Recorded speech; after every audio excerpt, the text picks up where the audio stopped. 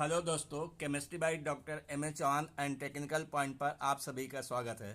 दोस्तों, आज 4 मार्च है तथा यूपी बोर्ड इंटरमीडिएट रसायन विज्ञान का पेपर संपन्न हो चुका है।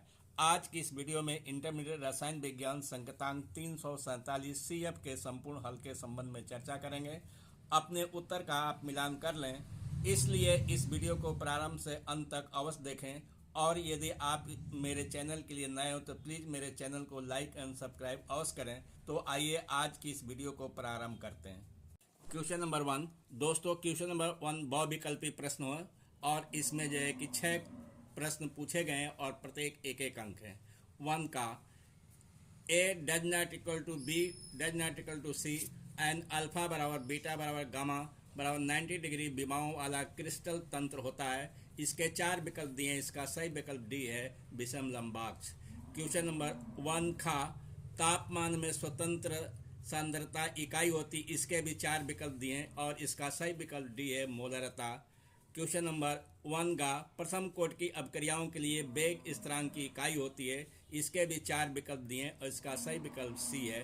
क्वेश्चन नंबर 1 घा बेंजल्डिहाइड से बेंजिल अल्कोहल प्राप्त होता है, इसके भी 4 विकल्प दिए हैं और इसका सही विकल्प बी है कंजरो अपक्रिया द्वारा।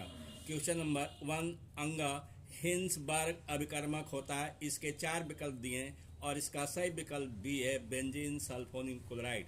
क्वेश्चन नंबर 1 चा निम्नलिखित में कौन सा क्षारक डीएनए में उपस्थित नहीं होता है, इसके 4 विकल्प दिए हैं, इसका सही विकल्प सी है यूरेसिल। नंबर 2 का उत्तर इस प्रकार है।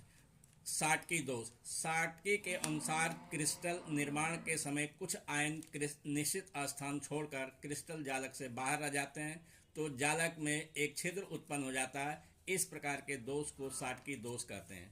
साटकी दोष के कारण क्रिस्टल का घनत्व कम हो जाता है। 2 खा प्रासरणदा। जब शुद्ध विलायक और विलयन को अर्धपर्ग झिल्ली से पृथक रखकर विलयन पर लगाया गया वह कम से कम दाब जिसे प्रासरण क्रिया रुक जाए प्रासरण दाब कहलाता है।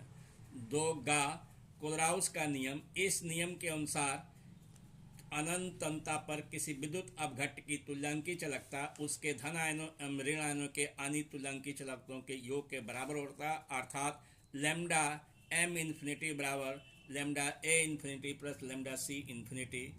कोलराउस के नियम का अनुप्रयोग। दुर्बल विद्युत अपघट्ट के विवरण की मात्रा को निम्न सूत्र से ज्ञात कर सकते हैं। अल्फा बराबर lambda c upon lambda infinity, जहाँ लैम्डा c सांद्रता c पर मोलर चालकता और लैम्डा इन्फिनिटी अनंतता पर मोलर चालकता है। 2 घा द्रवरागी कोलाइड। वे पदार्थ जो विलायक के संपर्क में आने पर तुरंत कोलाइडी विलयन में परिवर्तित हो जाते हैं द्रवरागी कोलाइड कहलाते हैं, जैसे गोंद, स्टार्च, जिलेटिन आदि। द्रव विरागी कोलाइड। वे पदार्थ जो विलायक के संपर्क में आने पर तुरंत कोलाइडी विलयन में परिवर्तित नहीं होते हैं द्रवरागी कोलाइड कहलाते हैं, जैसे धातु तथा धातुओं के हाइड्रॉक्साइड तथा ऑक्साइड। क्वेश्चन नंबर 3 का अंतः केंद्रित घनी BCC एक कोशिका की संकुलन क्षमता की गणना करो। इसका उत्तर इस प्रकार है। BCC की संकुलन क्षमता 68% होती है, जिसे निम्न सूत्र से ज्ञात कर सकते हैं। BCC की संकुलन क्षमता पर 2 गोलों द्वारा ग्रहित आयतन इंटू 100 अपान एक सेल का कुल आयतन बराबर 8/3 पाई r³ इंटू 100 अपान 64 r³ को यदि सरल करेंगे तो इसका मान आएगा 68%। क्वेश्चन नंबर 3 खा H2O एक द्रव है जबकि H2S गैस है, क्यों? दोस्तों, इसका उत्तर इस प्रकार होगा। H2O में हाइड्रोजन बांड पाए जाने के कारण H2O के अणुओं का संगुणन होता है, इसलिए H2O एक द्रव है, जबकि हाइड्रोजन सल्फाइड में हाइड्रोजन बांड नहीं पाया जाता है, इसलिए यह एक गैस अवस्था में होता है। क्वेश्चन नंबर 3 का निम्नलिखित उप संरचना यौगिकों का सूत्र IPOC नियमों के आधार पर कीजिए। फर्स्ट है डाइक्लोरोडोबिस ब्रैकेट के अंदर इथेन 1,2 डाइएमीन कोबाल्ट 3 क्लोराइड। दोस्तों, इसका उत्तर नीचे दिया गया। क्वेश्चन नंबर इसका सेकंड आयरन 3 हेक्सासाइनोफेरेट, इसका भी उत्तर दिया गया है। 3 घा प्रोटीन की प्राथमिक तथा द्वितीयक संरचना पर संक्षिप्त टिप्पणी लिखिए। दोस्तों, प्रोटीन की प्राथमिक संरचना इस प्रकार है। प्रोटीन की प्राथमिक संरचना साधारणतः एमिनो अम्ल का अनुक्रम होता है। प्रोटीन की द्वितीयक संरचना 2 प्रकार की होती है। Number 1 alpha helix and second beta परत संरचना। तो क्वेश्चन नंबर 4 और क्वेश्चन नंबर 5 के उत्तर के लिए हमारी पिछली इस वर्ष की वीडियो को देखें। नंबर 6 का ओस्टवाल विषय नाइट्रिक अम्ल के निर्माण विधि का वर्णन कीजिए और इस पर निम्न की क्रिया बताइए। नंबर 1 जिंक धातु।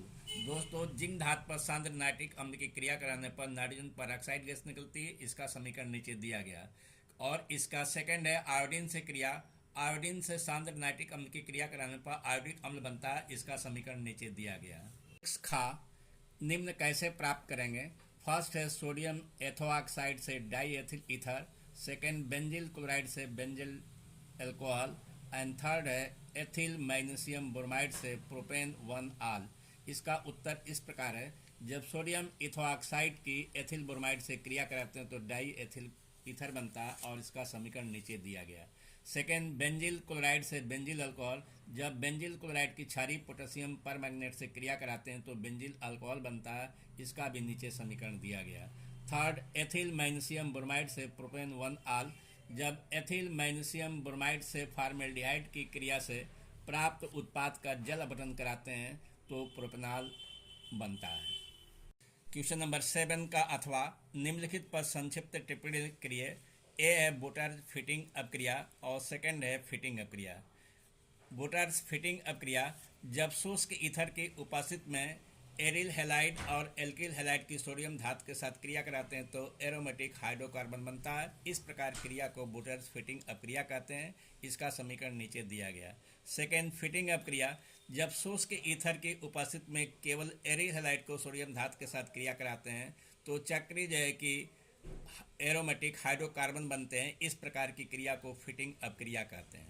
नंबर 7 का निम्नलिखित पर संक्षिप्त टिप्पणी लिखिए। इटार्ड अपक्रिया, सेकंड गाटर कॉक अपक्रिया एंड थर्ड है कंजरो अपक्रिया, फोर्थ एल्डोल संघनन। इसका उत्तर इस प्रकार है। इटार्ड अपक्रिया जब कार्बन डाइसल्फाइड की उपस्थिति में क्रोमियम क्लोराइड द्वारा टॉल्यूइन का ऑक्सीकरण कराते हैं तो बेंजल्डिहाइड बनता है। इस प्रकार क्रिया को इटार्ड अपक्रिया कहते हैं और इसका समीकरण नीचे दिया गया है। गाटर-कॉक अपक्रिया बेंजीन के ईथर विलयन में जब कार्बन मोनोऑक्साइड था HCl से क्रिया कराते हैं तो बेंजल्डिहाइड बनता है। इस प्रकार की क्रिया को गाटर-कॉक अपक्रिया कहते हैं।